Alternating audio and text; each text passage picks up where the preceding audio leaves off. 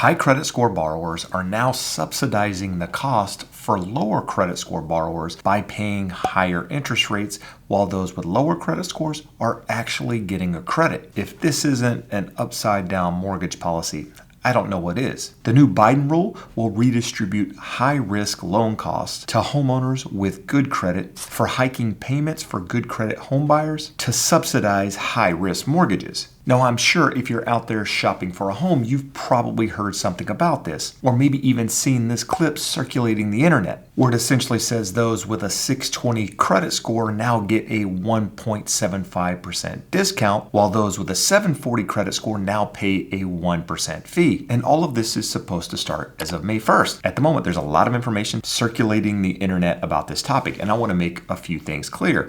If you're out there currently searching for a home right now, you've been pre-approved, you've talked to a lender, these fees have already been priced into your quote. So even though it says it starts as of May 1st, it's actually been implemented by most lenders out there. So if you're getting interest rate quotes, this isn't going to be on top of what you've already been quoted unless your lender has been living under a rock. At the same time, that clip can actually be a bit confusing because it makes it look like those with higher credit scores are actually going to be paying a fee to get an interest rate, whereas those with lower credit scores are going to get some sort of huge discount, when all reality, what's happening here is those with higher credit scores are going to be paying a little bit higher interest rate, while those with lower credit scores are going to be getting a better interest rate because of the change in llpas. Now, you might be watching this going, Jeb, what is an llpa? Why do I even care? Well, it's a loan level price adjustment. So typically when you're getting a mortgage to buy a home, there are certain factors that affect your interest rate. There's something like 40 something factors that go into the interest rate quote that you receive. Things like credit score, things like down payment, things like the type of property you're buying, whether it's a purchase, whether it's a refinance, whether you're buying a condo, a single family home. All of these different things affect your credit score. But what we're talking about today is those with less money down and lower credit scores getting a better interest rate, because those with higher credit scores and a higher down payment are now paying slightly higher fees to subsidize these high-risk mortgages. Now you might be going, Jeb, why is this happening? Why is the Biden rule taking place? Well, it's because they're trying to encourage home ownership for low-income families and minorities. But in all reality, it's not really going to help those with low incomes. Yes, it's going to make it a little bit less expensive to do it, but it's not going to make it affordable. In fact, what it's going to do is it's going to hurt that middle of the road borrower more than anything. Those with a little bit more down payment and those with mediocre credit scores are the ones that are going to be most affected by this change. In fact, we're going to look at the differences here in just a minute, and we're going to talk about what it means for you as a home buyer right after you hit that thumbs up if you find any value in my videos at all.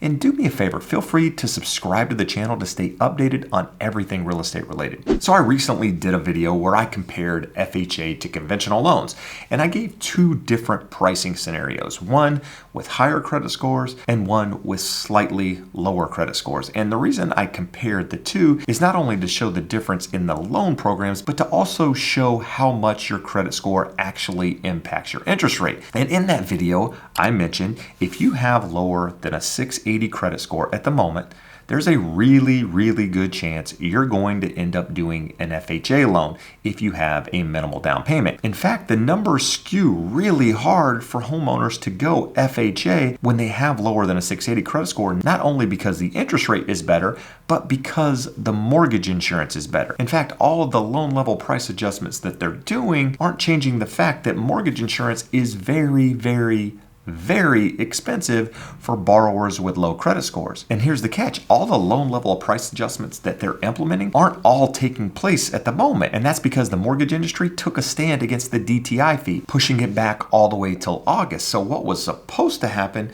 is not only were you supposed to get hits for your credit score and your down payment, you were also going to get hit with fees when you had a higher DTI. Now, if you're watching this going, what does all of this mean? It says with a 620 credit score, I get a 1.75 discount fee, and with a 740 credit score, I'm paying a 1% fee. Well, these fees that they're talking about aren't actually interest rate fees, if you will. So when they say 1%, that doesn't mean you're getting a 1% higher interest rate, or a 1.75% discount fee doesn't mean you're getting a 1.75% discount off the interest rate. These fees that they're talking about are basis points. And as I mentioned earlier, there are different things that affect your credit score, like the type of property that you're buying, whether you're doing a purchase or refinance, how much money you're putting down. All of those things we talked about earlier are typically hits to your interest rate. So if you said the best interest rate today is 6.5% for a borrower with great credit putting 20% down,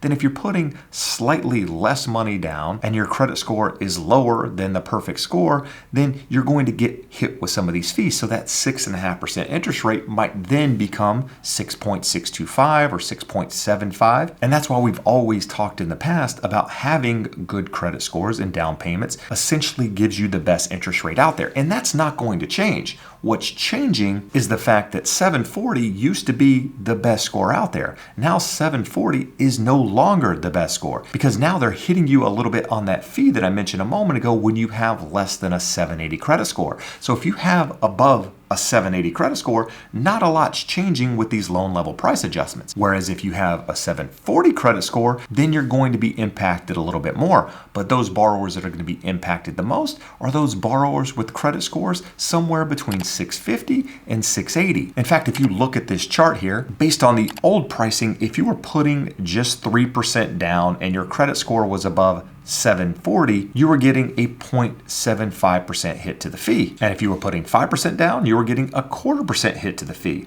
10% down was another 0.25% hit to the fee. Whereas if you were putting 20% down, there was a 0.5% hit to the fee. Whereas with the new pricing, if you're putting just 3% down, you're only paying a 0.5% hit to the fee. So the costs actually improved for a lesser down payment with a 740 credit score in this case. But let's say you were putting a little bit more money down. You were putting 10% down. Then your fee jumped to 0.75%. So you're paying a 0.5% more fee because you're putting a little bit more money down. And with the new fees, you're paying a 0.875% hit with 20% down compared to a 0.5% fee from the previous adjustments. And if you continue to go back and forth through these two different charts, which I'll post both here on the screen at the same time, and if you want to pause it, you can go through them, and you'll see that the people that are going to be impacted the most are those kind of in the middle, with FICOs ranging somewhere between, say, 650 and 720. And yes, the pricing improves for those with lower credit scores, but like I mentioned earlier, the mortgage insurance doesn't improve. And because of that, that fee is going to remain really, really high. And so it doesn't really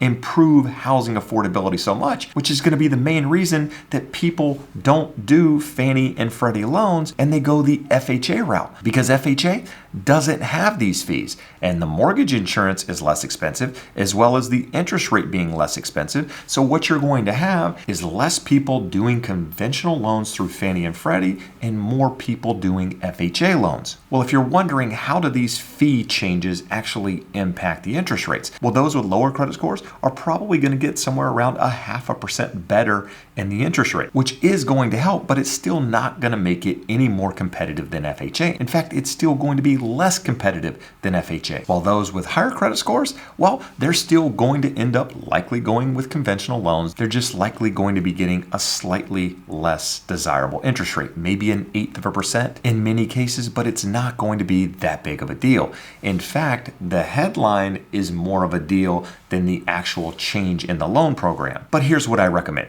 If you're out there shopping for a loan, or maybe you've already shopped for a loan and you want to see how these fees impact you, talk to a mortgage professional, somebody that does this full time, can walk through the two programs side by side, take your information, show you what the interest rate is with conventional, and then compare it to an FHA loan. And from there, you can make a decision. Now, if you're watching this going, I don't have that person, or I've already spoke to a person, I want another referral, do me a favor, click the link in the description below, and I'm happy to connect you with somebody I know, like, and trust that can guide you through that process. Somebody that's a true mortgage professional, understands these programs, and can provide you with different options. Now, something else I want to stress in this video, it looks like they're rewarding those with lower credit scores, and in some ways they are, but it still pays to have higher credit scores. It's going to get you better terms. It's going to get you a better interest rate. Those with lower credit scores, yeah, they're getting a slightly better rate, but they're likely getting hit with higher fees. Many of those loans are going to have to be manually underwritten. They're just going to be difficult loans all the way around, are still going to end up with the best terms, which is ultimately going to lead to a better experience. So if you're a home buyer out there, continue to focus on your credit scores and your down payment, and don't get caught up in the craziness of the news media.